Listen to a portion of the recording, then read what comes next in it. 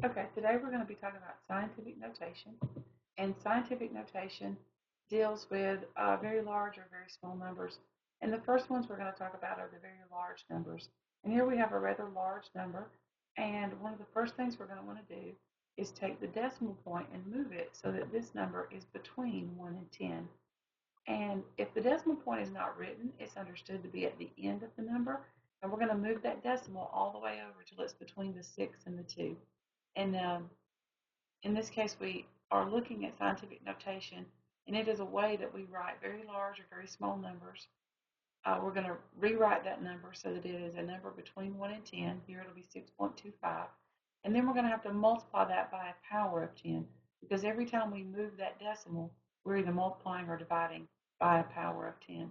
And in this case, we moved that decimal 11 times, so we're going to have to multiply by 10 to the 11th.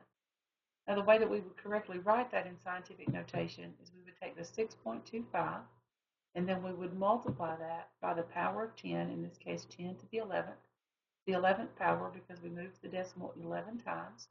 And then the 6.25 would be referred to as the mantissa, and the 10 to the 11th would be referred to as our power of 10. Again, you can see this is one way that we use exponents, which is what we had just talked about in our previous lessons. Now, let's look at numbers that are smaller than 1. The decimal point is usually visible in these. Here we have 0.0035. We're going to move that decimal until we have a number that is between 1 and 10. So in this case, we have to move it 3 times. And then we're going to, if we move it 3 times, then we're multiplying by a power of 10. And in this case, our power of 10 is negative because we will need to move that decimal back to the left to get it in its original position. If we turn a small number into a larger number, we have a negative exponent. And in this case, we have 3.5 times 10 to the negative 3. And 3.5 there is our mantissa, and 10 to the negative 3 is our power of 10. Okay, here are a few summary ideas about scientific notation. If we start with a really large number, a number larger than 10, the power of 10 in that scientific notation is going to have a positive exponent. And when we start with a small number or a number less than 1, the power of 10 in scientific notation has a negative exponent. The reason for that is the positive exponent tells us that when we take this number out of scientific notation, we need to move that decimal to the right. We need to make a larger number. Positive powers of 10 give us larger numbers. Negative powers of 10 give us smaller numbers. Okay, here are a few examples. In the first one, we're going to have to move that decimal over until it's between the 7 and the 6. And when we do that, then we will rewrite that as 7.6 times 10 to the negative 7. And notice since we started with a number that was smaller than 1, our exponent has to be negative, and our exponent is a 7 because we had to move that decimal 7 times to get it from its location to between 7 and 6. Looking at the second example, the decimal there is not written, so we have to understand and remember that is at the end of the number. And we're going to have to move that decimal over until it's between the 1 and the 2. That will give us 1.25 times 10 to the 5th.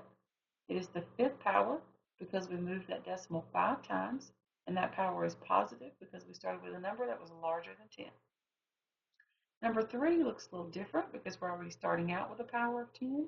But the first thing we have to do is take care of that 71, and we're going to rewrite it in scientific notation. So we're going to move our decimal 1 time to get 7.1 times 10 to the first.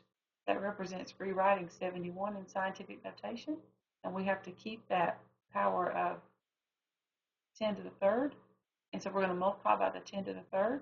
And when we do that, we need to remember our rule for multiplying like bases.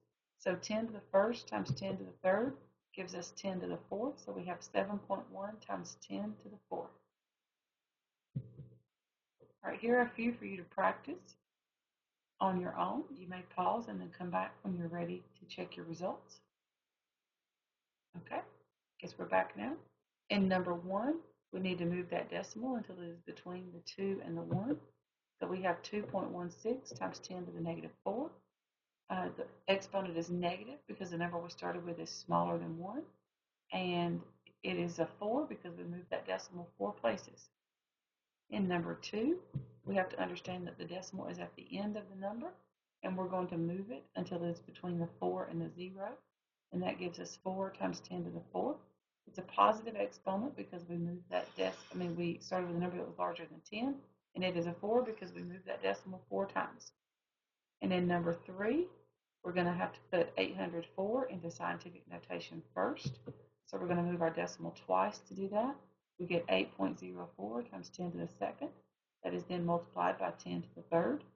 When we're multiplying like bases, we add our exponents. So we get 8.04 times 10 to the fifth. Now let's look at what happens when we start with a number in scientific notation and then we change it back to standard notation. In the first example, we have 3.125 times 10. Multiplying by 10 moves that decimal 1 place. When we multiply by 10 to the second, we're going to be moving that decimal 2 places. When we multiply by 10 to the third, we've moved that decimal 3 places. And when we multiply by 10 to the fourth, yes, we've moved it 4 places. And by 10 to the fifth, we have moved it 5 places. So that leads us to the conclusion that when multiplying by a positive power of 10, you move the decimal to the right and you get a larger number. If we look at negative powers of 10, when we multiply by 10 to the negative 1, we move that decimal 1 place to the left because that is like dividing by 10. When we multiply by 10 to the negative 2, that is like dividing by 100, and so we're going to move that decimal 2 places to the left. And with 3, we're going to move it 3 places to the left, and with a negative 4, we're going to move it 4 places to the left. And that shows us that when we multiply by a negative power of 10, we're moving the decimal to the left, and we get a smaller number. Now, here's your turn to convert some numbers to standard form. Just remember, positive exponent, we're moving that decimal to make a larger number, so it has to go to the right. And with a negative exponent, you're going to be moving that decimal to make a smaller number, so your decimal has to go to the left. You may pause and come back when you're ready to check your answers. Okay, here we go. Let's look at number 1. That's 6.02 times 10 to the fifth. We're going to move that decimal 5 places to the right, and that gives us 602,000. And in number 2, we're going to move that decimal 4 places to the right, and that gives us 310000. And in number 3, we're going to need to move that decimal 2 places to the left. That will give us 0.053. That leading 0, the one to the left of the decimal, is not necessary. Sometimes it helps for clarity to make people understand that there is a decimal point there, but it is not necessary to write. In number 4, we're going to move that decimal 3 places to the left. Since the decimal is not written, it's understood to be at the end of the number or after the 7. And when we move it 3 places to the left, we get 1.997. Good luck on your clicker quiz.